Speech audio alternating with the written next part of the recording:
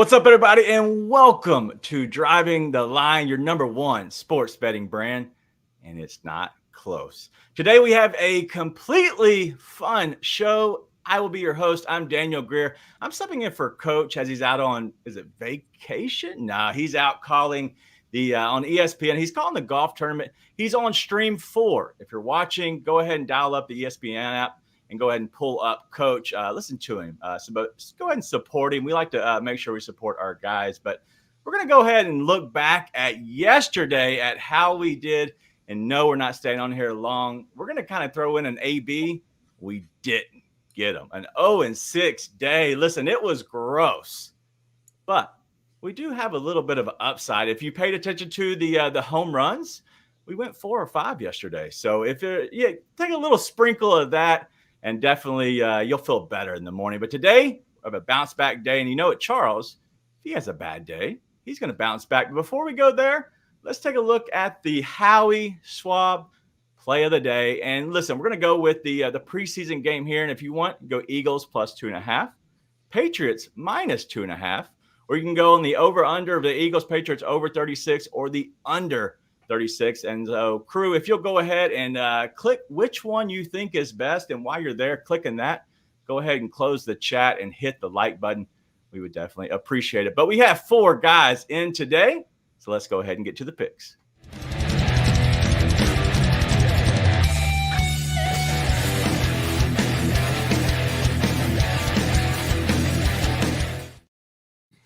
As John says, it's a Charles bounce back day. So, Charles, good morning.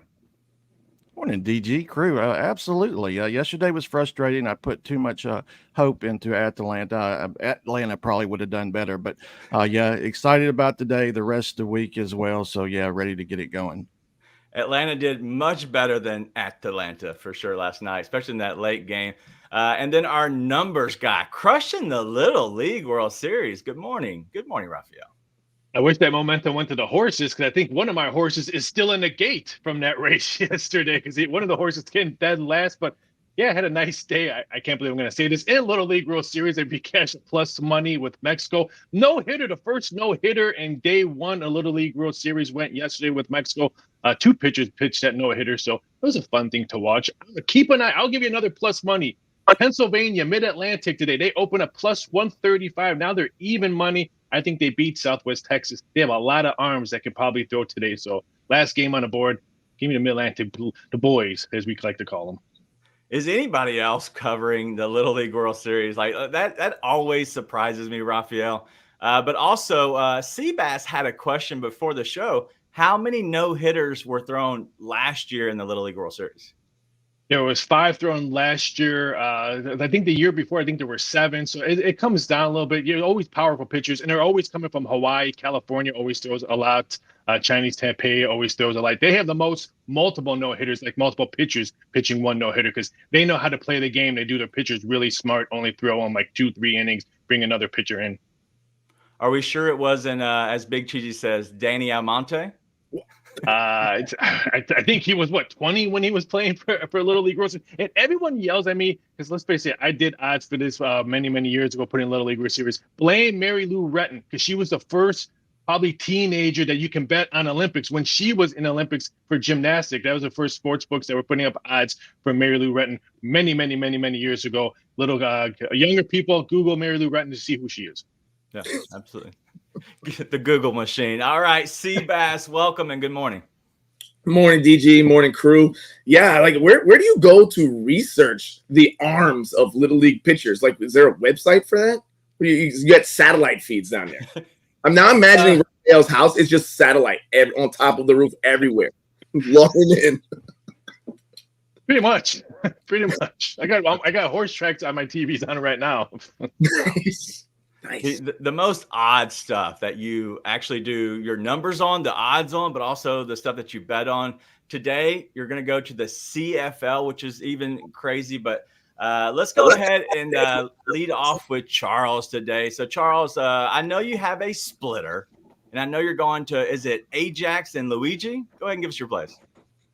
Europa League qualifiers, leg 2. We have Ajax, who have averaged 1.8 team goals at home over their last 25 outings, while Panathinaikos averaged 1.9 team goals on the road over that same period of play. Panathinaikos is down 1-0 on aggregate, and they must push to score, which is going to leave space for a dangerous side like Ajax. So give me the over 2.75 full-time goals, Ajax, Panathinaikos. And next up, Lugano and Partizan. Lugano, whose home matches have averaged 4 total goals this season, while Partizan averages 1.7 team goals on the highway. This one should have plenty of goals as well. So give me the over 3 full-time goals. These are both Europa League qualifiers. Looking at these Europa League, but also, Charles, a little bit to somebody who might be new here. They're seeing a 2.75, and I know we've talked about it a lot.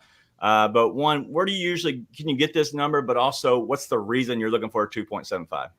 Yeah, I'm directing folks to DraftKings. They're one of the few U.S. books that are offering Asian lines, and I definitely give them a pat on the back for that. And 2.75, so that means if it lands on 3, you win half your stake. But in this one, I'm expecting 4 more goals. You get full pay as well. So I'm definitely expecting at least 4 goals. I could see 3-1 in this matchup as well. So just a way to get reduced odds instead of 2.5 is like -1.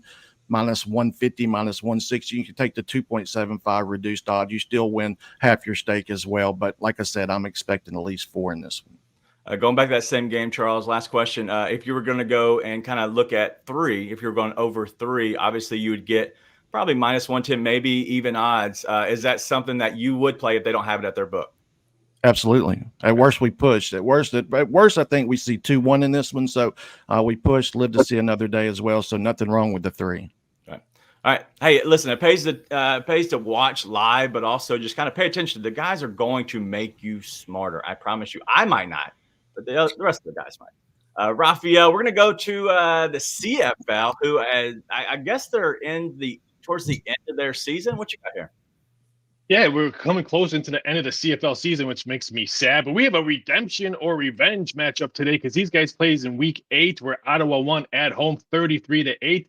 That game stayed under. I see this game staying under. It's 49.5 right now. Wait, pump the brakes a little bit. This game starts at 9. We could see this one move to 50-50.5. Then I'm going to probably hit it on the under. 5 of the last 6 meetings have gone under the total. So I'm just going to pump to see if I can get the better number on here. And I think Calgary does win this when they get their revenge, because they lost 33-8 their last game, but they were coming off 4 days of rest. So they have enough rest to come in this game, win at home, stay the under. I like their defense at home. So I'm going to go with the under at 49.5. But again, wait to see if we can get that better number. All right. So make sure you pay attention to that, because the odds, the line could move. And if Raphael's telling you the line's going to move, the line's probably going to move. So, all right. So Seabass, I see 2 here, but I just want the first one. I love Colton Cowser. I love how he's been playing. What's your play here? Yeah, I love him as well. Apologies for any noise you might hear in the background. As you all know, my wife is expecting, and she is starting to do the nursery. There's some guys building a closet for the baby that's going to be bigger than mine. Now, back to the play. Colton Cowser here. I like him over 1.5 hits, runs, and RBIs today. This guy has been on fire since the All-Star break. He is 4th in this statistic per game, averaging 3.13.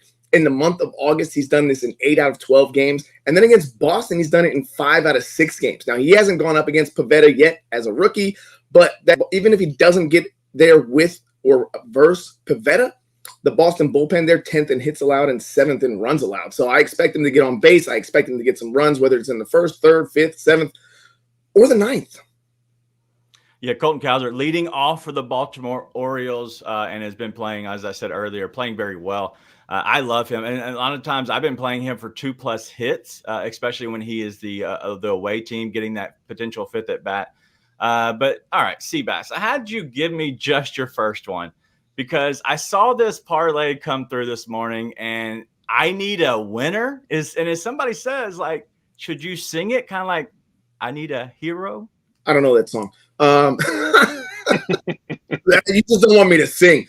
Yeah, I mean, it's been streaky for me lately. I'm like 1 or missing. It's, I haven't had a 15 seconds in a long time. So even though I'm not drilling on the wall, I'm off tomorrow, but I'm hoping, in theory, we're going to get a 15 seconds. But yeah, So I went over to OddsJam, a site that I like to use. I use their parlay builder over there, and I found this one: Nationals plus 1.5 after first 3 innings, and then the total in the Twins game under 3.5. Twins versus Texas Rangers today. Mitch Parker on the mound for the Nationals. He's only given up 2 runs in 2 starts in August, and they've won both of those games. Had it been first 3 innings, they would have covered that 1.5. And then you got 2 pretty decent pitchers. Bailey Ober for Minnesota, who's not giving up runs in the first 3 innings almost ever, and down there in Texas. Bradford also, he's only given up 1 run in 2 starts in August. So I like this one to stay under the 3.5 first 3 innings. All right, so if you look at these Nationals, just to lose in the first 3 by 1 would be a winner. Obviously, anything better than that, and then the under 3.5 total for both teams. And so, using all those, I like it. I need a winner. All right, I need a winner as well, and so I'm going to go to the WNBA today.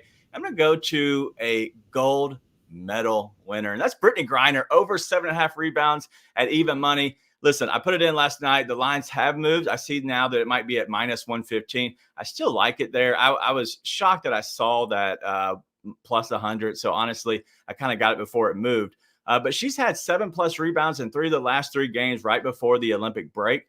But also Chicago, they allow the 3rd most rebounds to opponents. And so the reason I like this play is she's never played against Cordosa, but also she's never played against Angel Reese. And so because of that, they have a bigger lineup. And so I like Brittany Griner being a kind of a taller player, a true center in the WNBA. I like this over 7.5. And I have a crew play on this, maybe a little ladder. But then we're going to go to Tyler Fitzgerald on the diamond, over 1.5 hits, runs, and RBIs, minus 110. He's going against Max Fried. Max Fried is struggling. He has 8 walks in his last 2 games coming back from the IL. But Tyler Fitzgerald, 2+ hits, runs, and RBIs, 9 out of his last 13, 2+ hits out of 7 out of his last 13, and he's having a 309 average versus left-handed pitching. So I like Tyler Fitzgerald here at over 1.5 hits, runs, and RBIs at minus 110. All right, Charles, if you'll go ahead and book in this and give us your last soccer play. This is Europa Conference League, so make sure they're 2 separate ones. So Europa Conference League, this is my blowout spot with Braun, who are in the middle of their current season, versus St. Mirren, who just come out of preseason. So give me Braun, team total over 2.5 goals at home, who should score 3 or more in this spot. And once again, Europa Conference League. All right, that is all the plays. But I do have some questions before we move on. I see the chat was asking a little bit. I know that you have an Angel Reese play here in the crew, so we want to make sure that kind of tease that a little bit, because Angel Reese, coming off of an Olympic break, could be a little rusty. What's your thoughts on that? Because they've honestly, the people or women who did not go to the Olympics, I know they've been training and I know they've been playing. Thoughts on them coming back compared to the people who were playing, such as Brittany Griner? Is there a reason that maybe you like one over the other coming off that break? Yeah, for sure.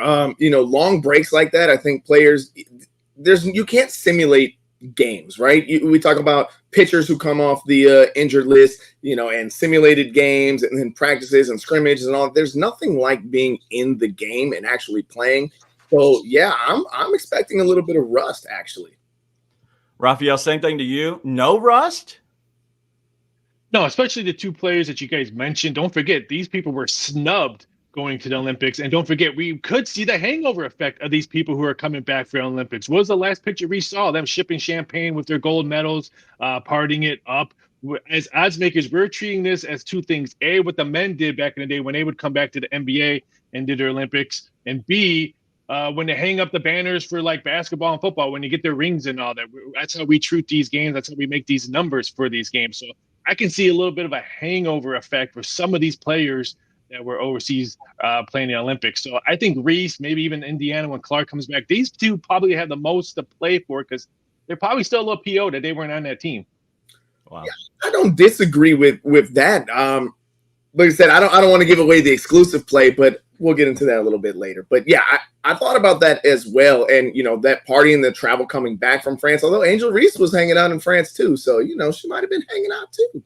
She might have been sipping on champagne as well. Listen, you can get more of this at the actual DTL, the podcast. And so we'll be starting that very soon. So make sure you tune in to that. But we're going to go ahead and look at the NFL as we have been doing. Yesterday, it was the Seahawks and the Cardinals, who were honestly, they're not fun to talk about. And I know we found some good plays, but we have a little bit more to dig into today as we continue to go 24 days to the NFL.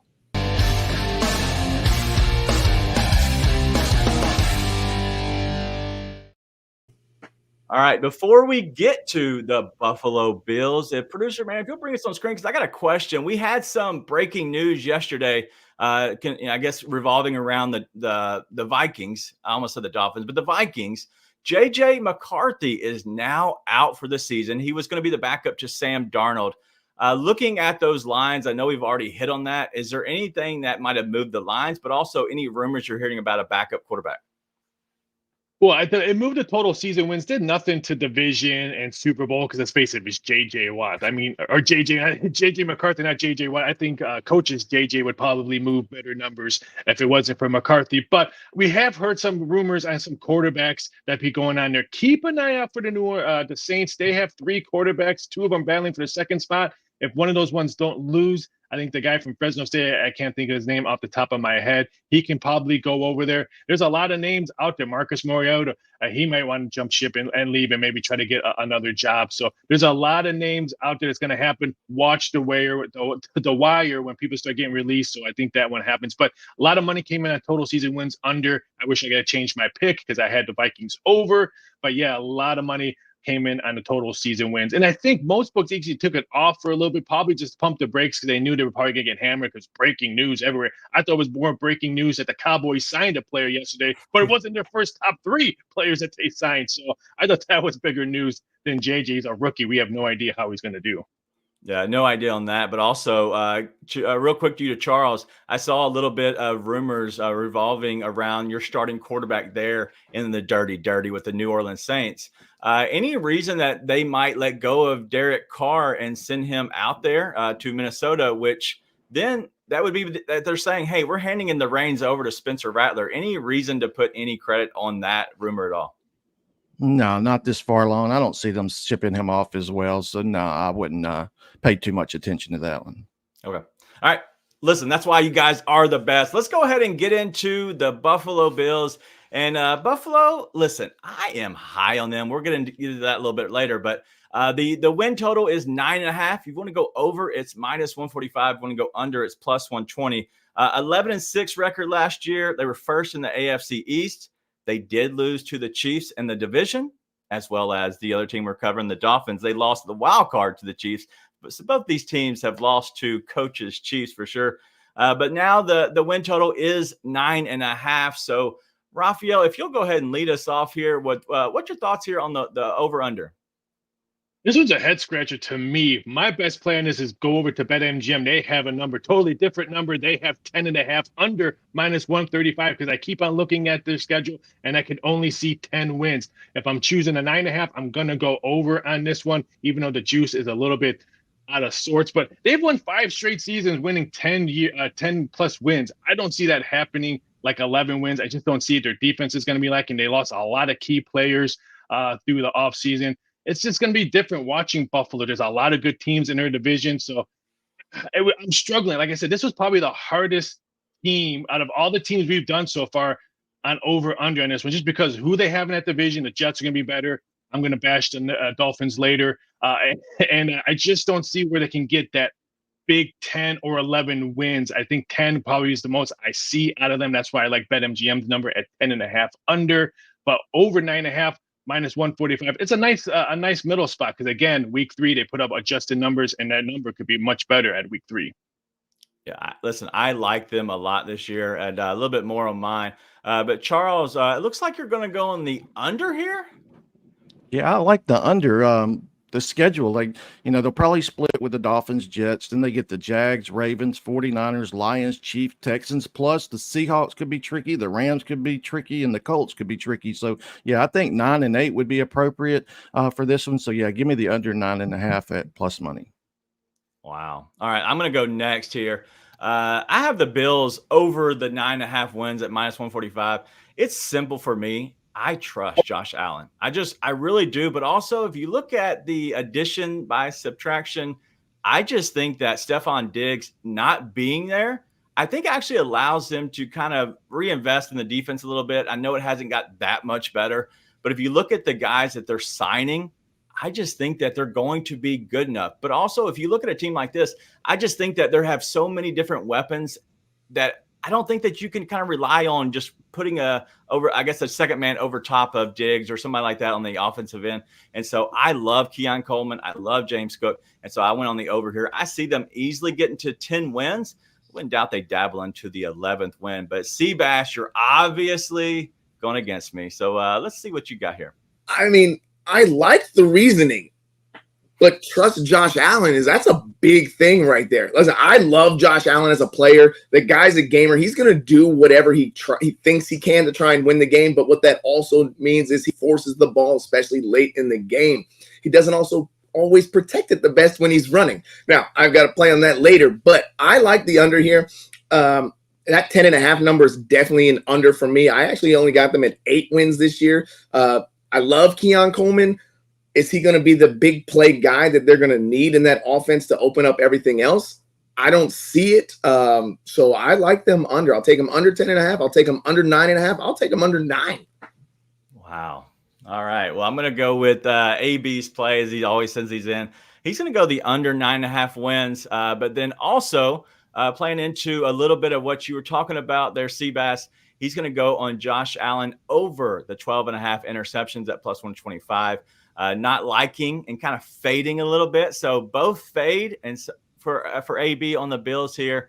And so, Raphael, let's go ahead and go to yours because you have a different look at it, but it's honestly close to even odds.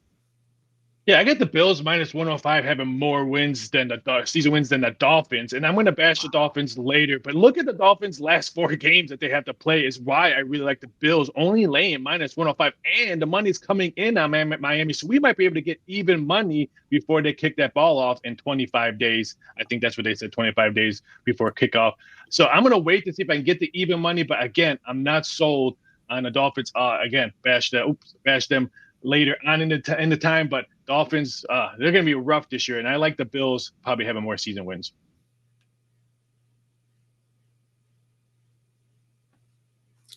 Oh, I did a mute today. Got him. God. Raphael on that play.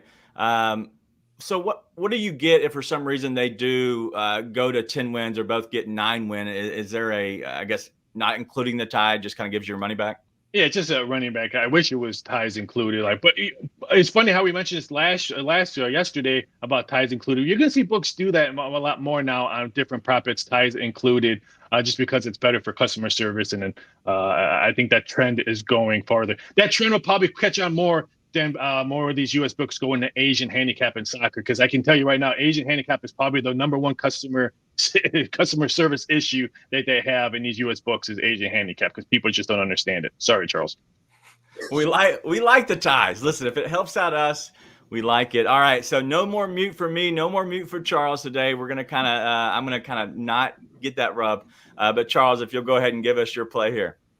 I'm going to roll with Josh Allen, 13 plus regular season touchdowns. He's still their best rushing touchdowns.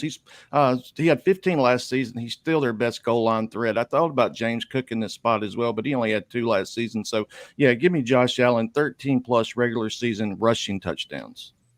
That's a huge number, Charles. Like that's really big, but listen, I don't doubt it. Like I said, I love Josh Allen. But the reason I love Josh Allen is because of my guy, Keon Coleman. I think he has the most rookie receiving yards at plus 800. I couldn't pass it up. I saw it, and I honestly thought I need to hurry up and get this in before somebody else takes it because I love Keon Coleman. He's 6'4", 215. He was at Michigan State. Now last year he was at Florida State. But a little bit about him, he played basketball for one Tom Izzo. And I actually kind of might be friends with Tom Izzo. And so I called him yesterday, just chatted about him, just a little bit about him and just kind of find out a little bit who he is. Dude has hops. Dude has a very killer instinct, but his work ethic is incredible. expects them to do very well in Buffalo. And so that's going to be my one name drop of the day. No more after that, because you know how coach is. He's doing 2, 3, 4 a show. I'm only going to go with my one, but Keon Coleman here. All right, but Seabass, we're going to go back to you here. You're still not on the fade of Josh Allen.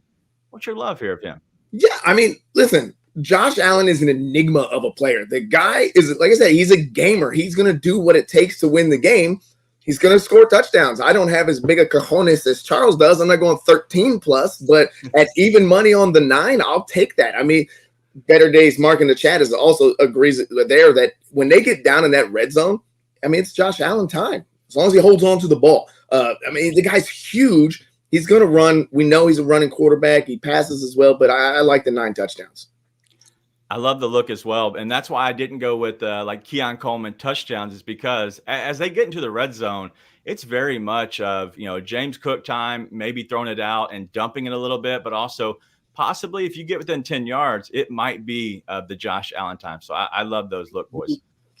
All right, let's go to the team that Raphael is just waiting to bash. And listen, it's my brother's favorite team. And so I told him today, I was like, listen, we're covering your team today. I might be a little higher on them than I usually am, but Raphael is not. But the 9.5 is the line here from Vegas, minus 135 on the over. It's plus 115 on the under. So Raphael, we're going to go straight to you. We want to get this off your chest. What's your thoughts on the Dolphins?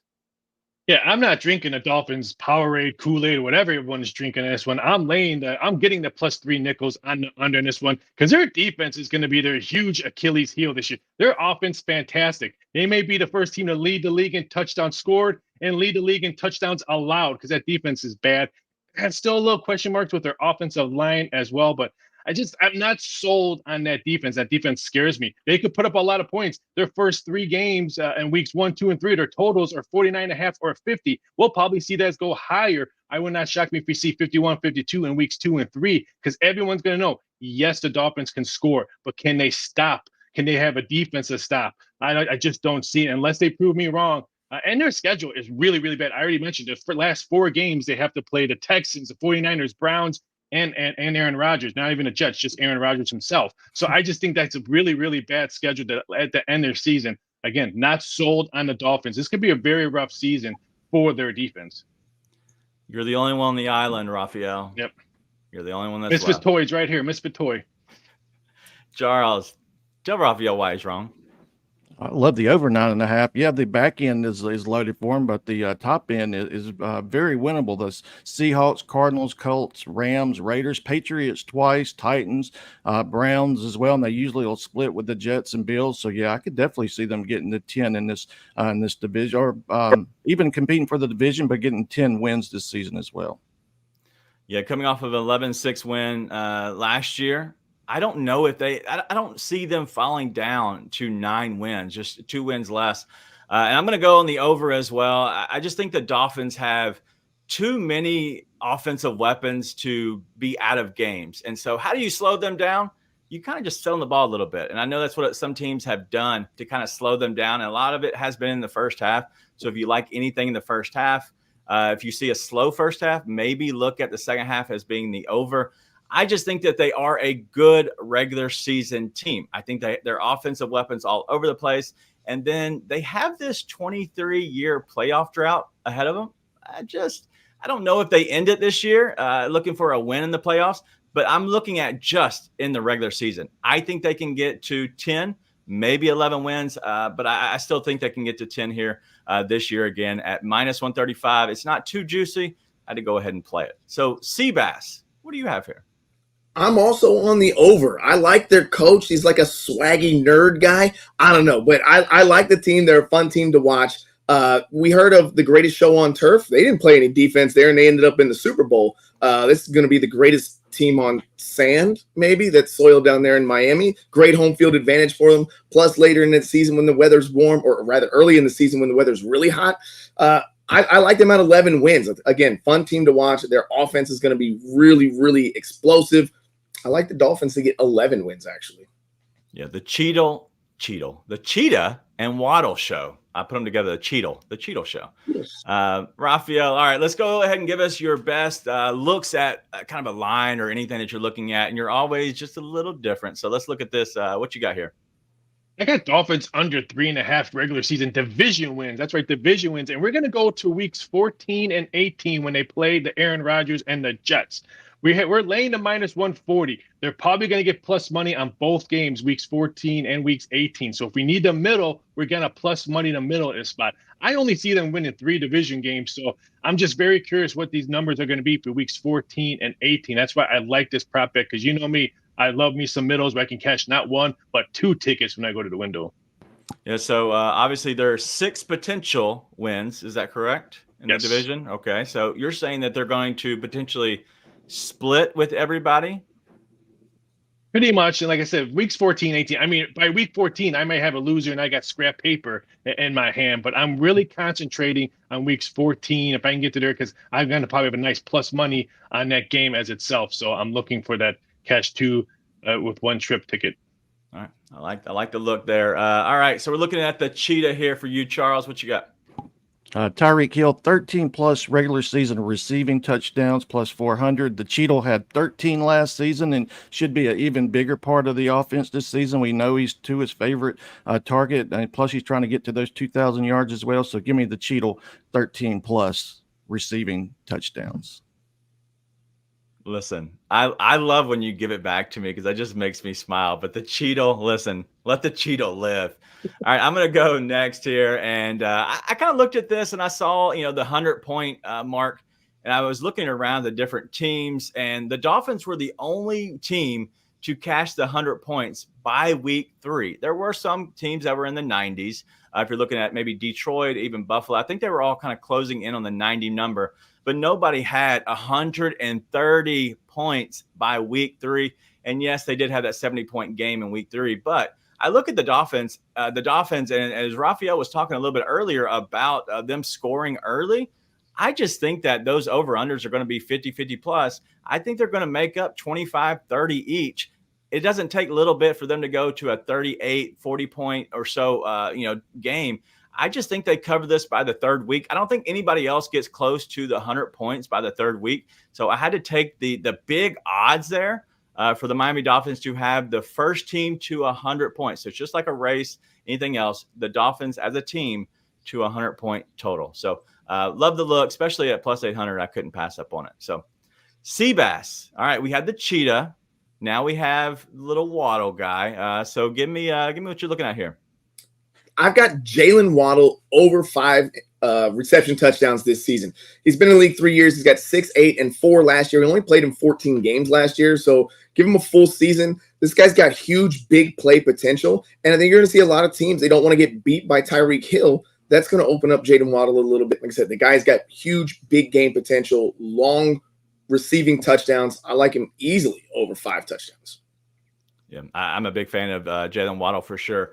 And honestly, both those guys help each other, and they are very different. And so I love both those guys. They make Tua, not a big fan of Tua. They make Tua the quarterback that he really is. But we're going to have to put into the hierarchy, maybe the Hall of Fame, Cheetle, and then maybe Debo Sanders. I think those are those guys might be going to the Hall of Fame this year. All right.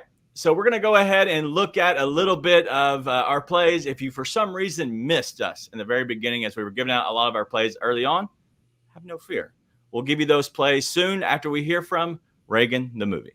Welcome to your life. You can run from a bully for so long, There's no but after a while, you're going to have to stand up to him. What did the president know, and when did he know it? I am about to start the biggest war of this century. You told me you wanted to make a difference in this world. What would you have me do? I want you to fight! Mr. Gorbachev, tear down this wall. Wants to rule the world. Reagan the movie coming out August 30th. As always, it is our sponsor of the Whip Around. But we're going to first give you the guys who went 4 of 5 yesterday. And so this might be a chance to take our plays and maybe parlay them together, put a little bit of money on them of who's going to go the yard today. And we have Shohei Ohtani plus 200, Corey Seager plus 285, Bryce Harper at plus 320, the Big Bear Marcell Ozuna at plus 425, and then Adley Rushman for plus 700. Charles, you are the Mr. Honorable Mention as always. What are you looking at here?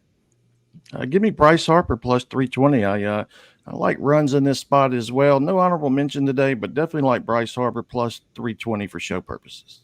All right, going with Bryce Harper there. Seabass, what's your look? Yeah, Shohei did me dirty yesterday and didn't get one, so I'm going to run it back with him today. Give me Shohei Ohtani plus 200. All right, Shohei there. Rafael, what you got?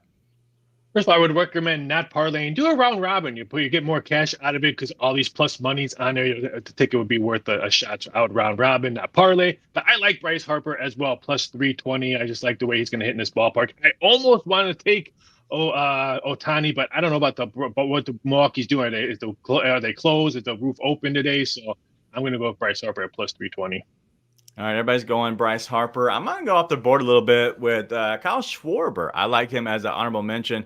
But another guy who is due is Corey Seager. He has not been hitting well. And so I think looking at Corey Seager here at plus 285, swinging a hot back until the last couple of games, but I think he'll get back on track here today.